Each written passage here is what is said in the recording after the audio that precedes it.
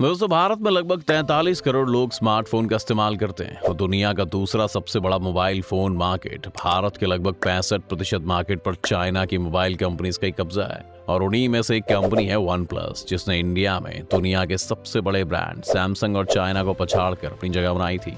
लोगों ने सैमसंग और आईफोन जैसे मोबाइल को छोड़कर वन प्लस कंपनी फोन रखना शुरू कर दिया था, लेकिन आज इस कंपनी के फोन काफी कम दिखाई देते हैं। और अब ये कंपनी शाओमी जैसे सस्ते बजट के फोन बनाने वाली कंपनी को भी टक्कर नहीं दे पा रही है और लगातार इसकी सेल गिरती जा रही है।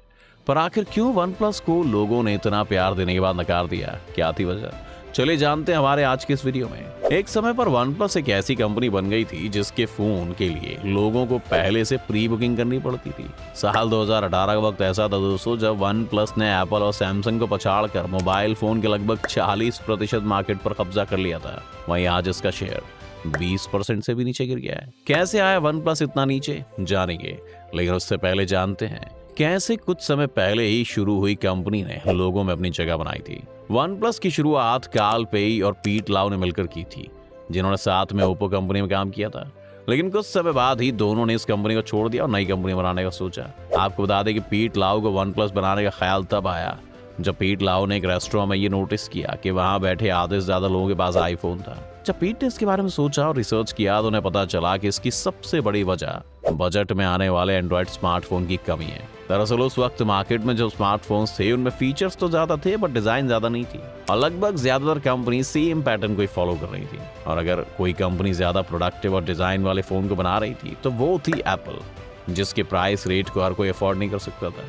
मार्केट की इसी गैप को देखते हुए पीट लाउ ने दिसंबर 2013 में कार्ल पेई के साथ मिलकर वन प्लस की स्थापना की। आपको बता दें कि शुरुआत में इस कंपनी से बस 6 लोग ही जुड़े थे। शुरुआत में इन्होंने अपनी कंपनी ऑनलाइन ही रखी थी। उस समय वो अपने मोबाइल ओप्पो से ही बनवाते थे क्योंकि उनके पास मैन्युफैक्चरिंग सुविधा नहीं थी।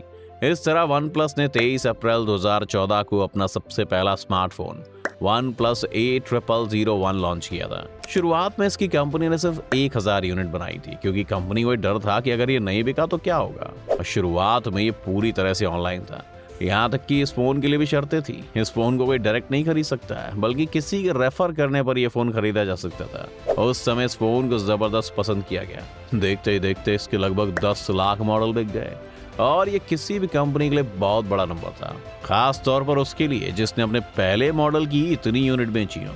आपको बता दें कि इसको 21,999 रुपए में लॉन्च किया गया था। उस वक्त इसकी डिमांड इतनी बढ़ गई, लोगों ने इसे अमेज़न और कई ऑनलाइन प्लेटफॉर्म्स पर सेकेंड हैंड में 30 से 40 हजार रुपए में बेचा था।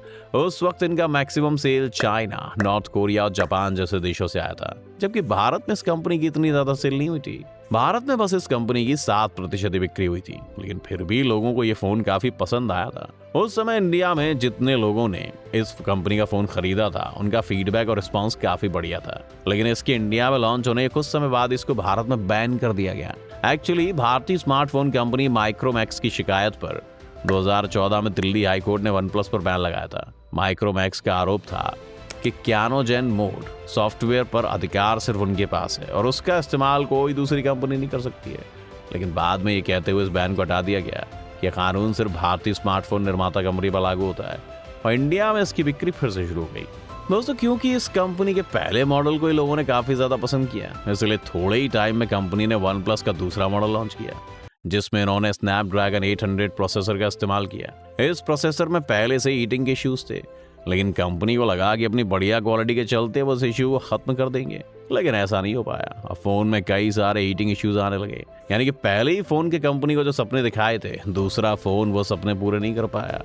अभी तक कंपनी ने प्रीमियम रेंज के फोन लॉन्च किए थे। अब कंपनी ने सोचा कि सस्ती कीमत पर फोन लॉन्च किया जाए ताकि हर कोई इस फोन पर अपनी पकड़ बना सके, और इसलिए कंपनी ने एक budget smartphone one plus x launch किया जो कि 17,000 की कीमत पर था। लेकिन कंपनी के इस फोन को बिल्कुल भी पसंद नहीं किया गया, क्योंकि सस्ता होने की वजह से वन प्लस ने इसकी क्वालिटी में थोड़े बहुत चेंज किए थे।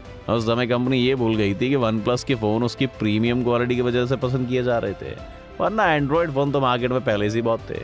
ऐसे में यूजर्स वन प्लस की क्वालिटी से कोई कॉम्प्रोमाइज नहीं करना चाहते थे। जब ये फोन पिटा तो कंपनी ने लोगों से फीडबैक लिया, फिर से अपनी पुरानी स्ट्रेटजीज पर ही कंपनी वापस आ गई। अब प्राइस की कम करने की बजाय क्वालिटी पर ध्यान देने लगी। इसके बाद कंपनी ने अगला फोन वन प्लस 3 लॉन्च किया, जिसमें इसकी क्वालिटी वापस से इम्प्रूव की गई और इसमें डैश चार्जिंग को वापस लाया। ऑक्सीजन ओएस प्रोसेसर का इस्तेमाल किया गया और मॉडल की डिजाइन पर ध्यान दिया गया और इसका प्राइस रखा गया 28,000 रुपए। अपने लॉन्च के साथ ही इस फोन को काफी ज्यादा पसंद किया गया और वन प्लस की जो नैया डूब रही थी उसको इस फोन ने ही पार लगाया। इसके साथ ही कुछ समय बाद इसके कुछ फीचर्स को इम्प्रूव करके इन्होंने अगला फोन लॉन्च किया जिसकी कीमत इन्होंने 30,000 रुपए रखी और इसको भी लोगों ने काफी अच्छा रिस्पॉन्स दिया। इससे एक बात तो साफ हो गई कि जब भी वन प्लस ने अपनी प्राइस को कम और क्वालिटी को बढ़ाने का सोचा, लोगों ने इसको नकार दिया। इसलिए वन प्लस अपने फोन की क्वालिटी को बेहतर करने में लगी रही। कुछ समय पहले शुरू हुई कंपनी ने साल 2017 में प्रीमियम फोन में एप्पल और सैमसंग के बाद तीसरे नंबर पर अपनी जगह बनाई थी। इसके बाद कंपनी ज्यादा कीमत के फोन लॉन्च करने लगी, लेकिन कुछ टाइम बाद दोस्तों कोविड आ गया, जिस लोगों की परचेजिंग पावर घट गई और तब कंपनी ने सोचा कि क्यों ना अब सस्ती कीमत पर फोन लॉन्च किए जाए। इसीलिए कंपनी ने वन प्लस नॉर्ड लॉन्च किया, जिसमें इन्होंने इसकी कीमत के साथ साथ इसकी क्वालिटी और प्रोसेस को भी थोड़ा रिड्यूस किया। इसकी कीमत लगभग 25,000 रुपए रखी गई। हालांकि लोगों ने इनके इस फोन को पसंद नहीं किया, लेकिन फिर भी ये फोन बिका, पर इसका फीडबैक बिल्कुल अच्छा नहीं रहा, क्योंकि लोगों को लगने लगा था कि वन प्लस अपनी ब्रांड वैल्यू गिराता जा रहा है। और जहाँ एक समय पर यह कंपनी एप्पल और सैमसंग के साथ कम्पीट कर रही थी, वहीं अब ये शाओमी और ओप्पो जैसे ब्रांड के साथ कंपटीशन करने लगी। वहीं अपनी गिरती ब्रांड वैल्यू को देखते हुए वन प्लस ने ओप्पो के साथ मर्ज होने का फैसला लिया। दोनों ब्रांड बीबीके इलेक्ट्रॉनिक्स के अंडर में है।